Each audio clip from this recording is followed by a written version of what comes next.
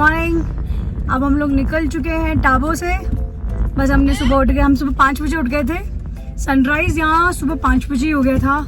In fact उससे पहले ही जो हमारे एकदम स्ट्रेट फेसिंग एक माउंटेन था उस पर उससे पहले सनराइज थी। 5 बजे से उठ के हमने सनराइज देखी, फिर हम चाय पीने गए और अब हमने यहाँ से स्टार्ट किया है। अब हम पहुँचेंगे आज यहाँ से काजा से पहुँचने से पहले हम रुकेंगे Dhankar monastery, Pin valley, Mud village, Langza. ये हमारे स्टॉपेजेस हैं before we reach the hotel in Kaza. Pin valley अभी हम देखेंगे कि हम जा पाएंगे या नहीं। Spoil spot. हाँ, पिन वैली देखेंगे क्योंकि वो अलग ही एकदम 20-25 किलोमीटर है। इसको करने में कम से कम 40-50 में 1-2-3 घंटे लग जाएंगे। नॉट तो दिखते हैं किधर है, कितना घंटा। बट हाँ, यहाँ पे होम स्टेज अच्छे हैं, फैसिलिटीज आर गुड। बस लाइट का थोड़ा सा प्रॉब्लम है, तो अपने साथ पावर बैकअप रखें। अगर आपको अपने फोन चार्ज, लाइट का बहुत मेजर प्रॉब्लम है। नहीं तो अगर आप होम स्टे में हैं, अरे यार, तो हर किसी को टीवी नहीं देखना होता ना, हर किसी को 24 घंटे इंस्टाग्राम पे नहीं लगाने। मतलब आपको ना वो एक ही पॉइंट है, जैसे उसका भी चार्जिंग पॉइंट। अच्छा ठीक है, तो अगर आप छुट्टी पे आए हैं, ऑफिस से छुट्टी लेके आए हैं, तो are you suppose to be on your phone and laptop 24 hours? नहीं ना। हाँ, पावर बैकअप के लिए 20,000 mAh का या 30,000 mAh का अगर पावर बैंक रख लेते हैं और आपके फोन चार्ज हो जाते हैं, so I think that's sufficient, peaceful. Phone तो डेली जाके चला देंगे ना। हाँ जी, तो बात सही है। वो देखो वाटर आ रहा है। Wow, there is waterfall, we can see. गया दोस्तों, अभी हमने एक होटल देखा, होटल स्पीति विला। बहुत ही अमेजिंग लोकेशन है, प्रॉपर पार्किंग है उसकी अपनी, बाहर लॉन भी है, लॉन भी है। हाँ, सो एक अच्छा ऑप्शन है आप लोगों के लिए अगर आप आ रहे हैं तो।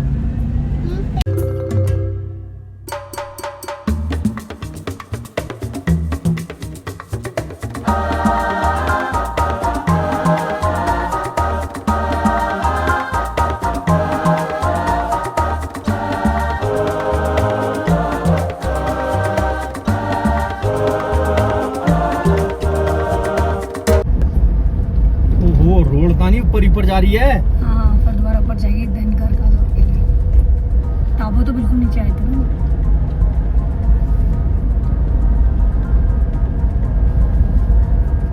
मुल्तानी मिट्टी के पहाड़।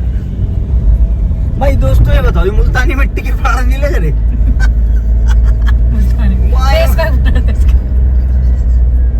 ये क्या है यार?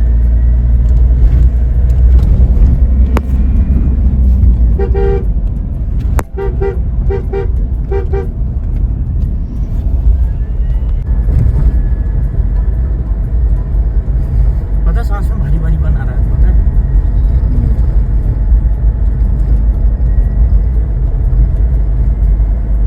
सो रही है ना, सब से नाच तो रही है।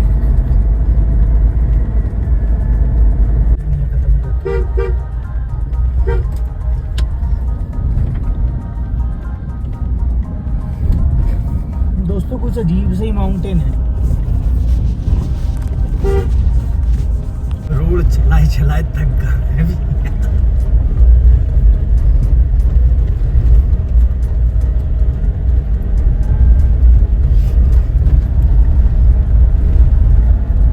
दोस्तों, आप मुझे बताएं कि आपको क्या पसंद है। मुझे तो हरियाली पसंद है, थोड़ा ग्रीनरी, पहाड़ों में ग्रीन हो।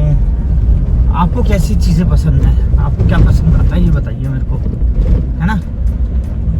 मेरी बीवी को तो बहुत पसंद आ रहा है। कुछ डिफरेंट है ना, कुछ अलग है। हरियाली तो हम जाते ही हैं। हाँ, और जाते भी रहेंगे। अब ये एक बार तो एक्सपीरियंस ही करना ही था कि ये कैसे माउंटेन्स हैं। हमेशा फोटोज वीडियोस में ही देखे थे।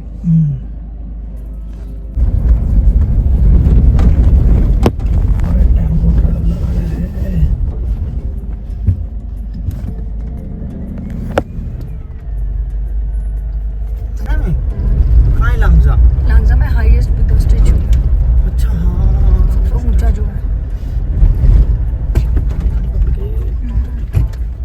गड्ढे पे जाना। हाँ, गड्ढे नहीं, वो तो ब्रेकर आ गया। और भूलना मत। हाँ, I can't read. शिचलिंग। शिचलिंग है।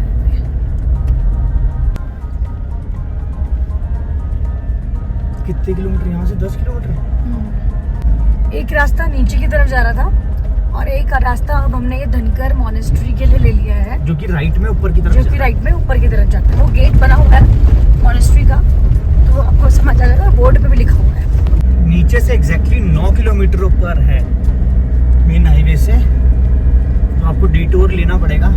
मेरे हिसाब से ये बेस्ट ऑप्शन है, क्योंकि आते वक्त आप नहीं कर पाएंगे या फिर काजा से वापस आके ये करना। तो जब भी आप टाबो से जा रहे हो टुवर्ड्स काजा, तो आप ये करते हुए ही जाएं, ताकि आपका ना टाइम वेस्ट नहीं होगा। अभी हम ये मेरे ख्याल से अभी मॉर्निंग का टाइम भी है, लो भी कम है, तो this is the best time. मुझे लगता है कि आपको मॉर्निंग में ही करनी चाहिए।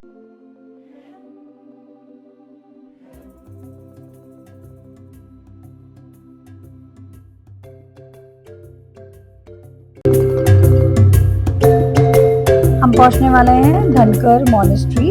मॉनेस्ट्री के अंदर एक ओल्ड प्रेयर हॉल भी है, जिसमें वुडन प्रेयर्स सेंचुरी ओल्ड हैं। धनकर मॉनेस्ट्री पहले यहाँ के राजाओं का फोर्ट भी था, इसीलिए क्लिफ बना हुआ है, और इसका धनकर का मतलब होता है fort on a cliff. So this place is spiritual and royal also.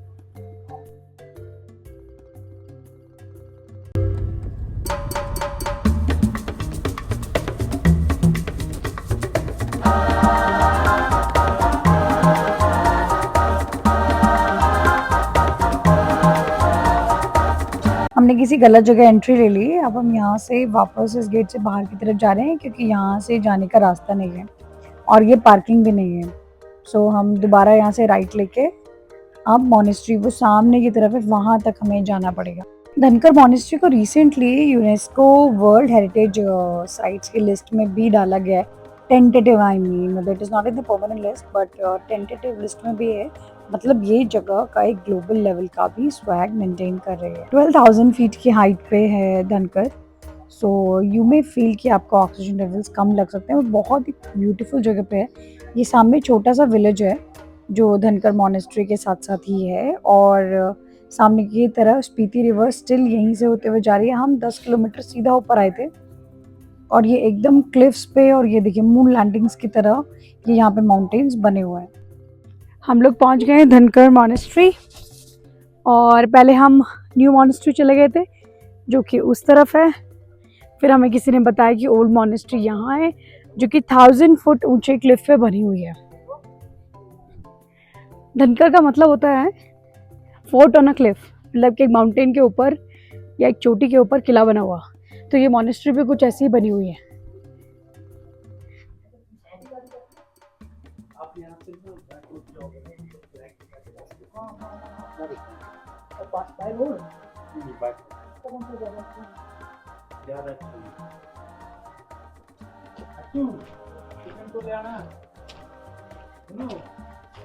ऊपर से रास्ता जा रहा है। हाँ, 4 किलोमीटर कम है बस। 4 किलोमीटर कम है।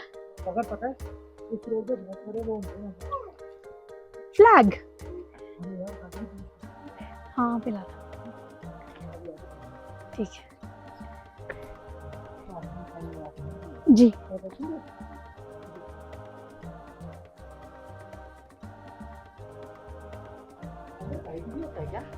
गाइड होता है अंदर? गाइड नहीं नहीं बहुत ही सुंदर जगह है, बहुत सुंदर। थोड़ी सांस चढ़ती है क्योंकि हम 12,774 फीट पे 12,700 फीट पे ये मॉनेस्ट्री है, और हम सीधे एकदम स्टीप चढ़ते हुए आए हैं यहाँ तक, नीचे से 10 किलोमीटर ऊपर। आ गए 1 मिनट।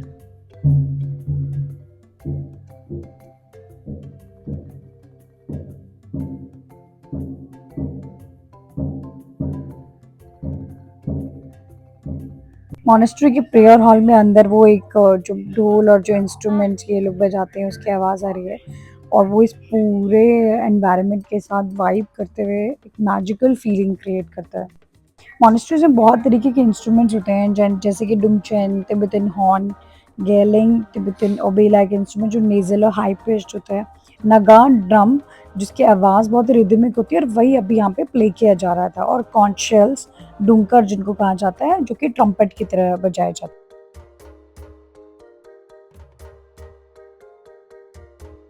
मॉनेस्ट्री में जहाँ से हम अंदर की तरफ आए थे स्टेयर्स चढ़ के, वहाँ पे फ़ोटो वीडियो लेना अलाउड नहीं था, इसलिए वो पार्ट हम स्किप करके सीधे मॉनेस्ट्री के टॉप फ्लोर पे आ गए हैं, जहाँ पे इनकी मेन यहाँ धनकर में 4 से 5 छोटी-छोटी मॉनेस्ट्रीज़ बनाई गई हैं।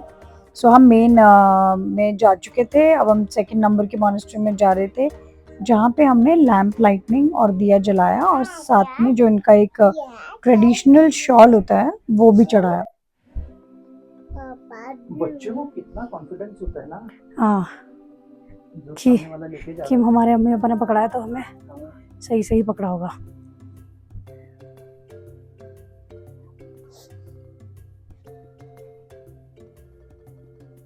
अच्छा बता दिया भैया ने। हाँ भैया ने अच्छा बता दिया। मॉनेस्ट्री से बाहर निकलकर ये 2 दुकानें हैं जो कि एज फूड कॉर्नर्स हैं, जहाँ पे आपको ब्रेकफास्ट लंच डिनर मिलता है। हम यहाँ सिर्फ जूसेस के लिए रुके थे, हमने प्लम जूस, एप्पल जूस और सी बकथॉर्न जूस लिया, जो कि छोटी छोटी बॉटल्स में आता है।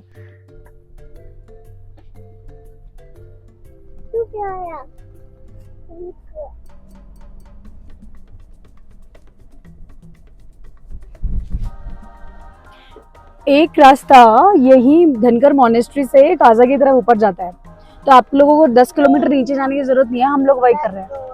हमें ये 7 किलोमीटर छोटा भी है, तो 6 से 7 किलोमीटर ऑफ कोर्स हो गया ना, हम 10 किलोमीटर पहले नीचे उतरेंगे, फिर काजा चढ़ेंगे काजा के लिए।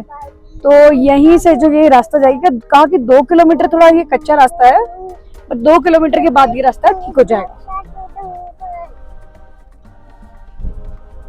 Bye bye monastery, bye. बढ़िया व्यू दिख, कशी देख waterfall, waterfall waterfall waterfall.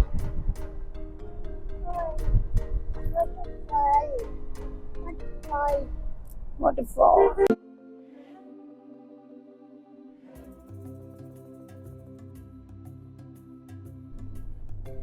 Kashi पानी बोरा क्या? शायद काजा।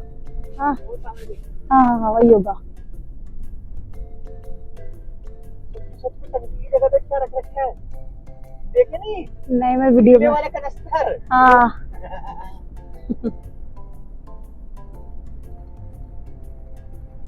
दोस्तों काजा की ओर प्रस्थान करते हुए